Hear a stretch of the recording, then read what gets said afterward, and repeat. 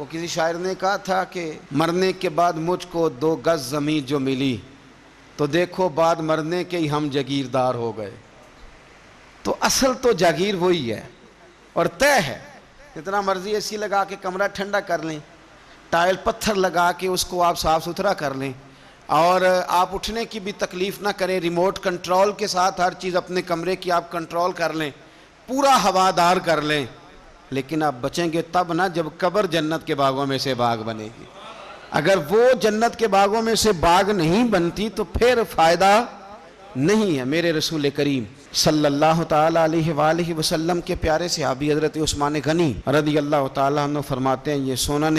ابو داؤد شریف کی حدیث ہے کہ حضور نے فرمایا جب میت کو دفن کر کے فارغ ہو جاؤ تو اس کی قبر پر کھڑے رہو۔ خود حضور بھی قبر پر کھڑے رہتے دفن کرنے کے بعد، اور فرماتے اس کے ثابت قدم رہنے کی دعا کرو،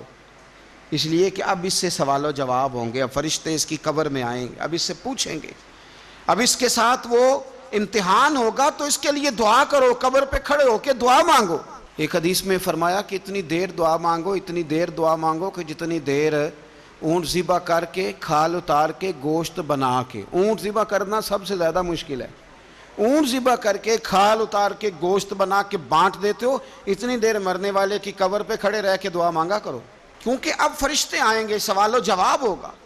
تو عذاب قبر، مصنف عبد الرزاق میں حدیث ہے کہ ایک بندے کو صرف 1 کوڑا مارا گیا تھا قبر میں، 1 کوڑا، 1 درہ،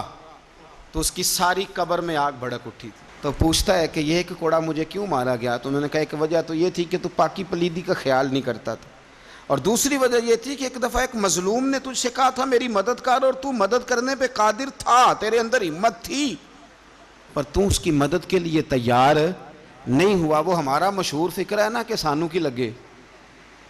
پرائی لڑائی پرائی آگ نو اسی گھر کیوں لے آئیے۔ تو وہ جو ہمارا خاص معاملہ ہے نا کہ کسی کی مدد نہیں کرنی، وہ ہمیں خراب کرتی ہے، وہ ہمیں خراب کرتی ہے، ہمارے حالات بگڑ جاتے ہیں۔ ہم مدد کرنے پہ قادر ہوتے ہیں پر کسی مظلوم کی مدد، 1 کوڑا لگا تو پوری قبر میں آگ بھڑک اٹھی۔ عذاب قبر سے اللہ کی پناہ مانگی جائے، ڈرا جائے،